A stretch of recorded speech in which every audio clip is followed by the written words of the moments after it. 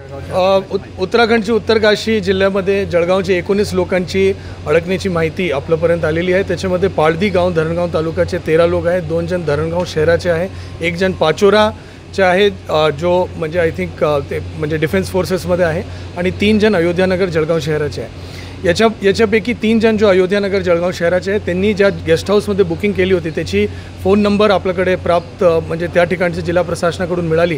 त्यांच्याशी त्या ठिकाणी बोलणं झालं आणि ते म्हणजे सेफ आहे, सुरक्षित आहे त्याच्याबद्दल आपल्याला माहिती मिळाली। उर्वरित सर्वांच्या संदर्भात आपण त्या ठिकाणचे स्थानिक आपत्ती व्यवस्थापन जो प्राधिकरण आहे त्या उत्तरकाशी जिल्ह्याचे त्यांचे जिल्हाधिकारी आणि त्यांची टीमशी बोलणं झालेलं आहे। त्यासोबत आदरणीय आपत्ती व्यवस्थापन मंत्री महोदय गिरीश महाजन सर आणि राज्याचे जो आपत्ती व्यवस्थापन कक्ष आहे त्यांनी उत्तराखंडचे जो इमर्जन्सी कोऑर्डिनेशन कक्ष जो आहे त्यांच्याशी पण संपर्क करून या सर्व लोकांची माहिती त्या ठिकाणी दिलेली आहे।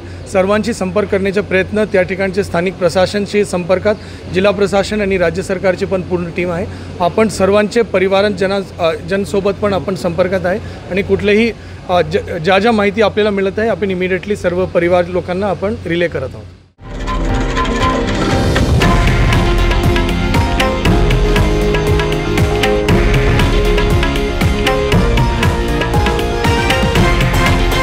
हे आहे देशातील नंबर 1 न्यूज नेटवर्क आणि आपण पाहत आहात TV9 मराठी, एकमेव।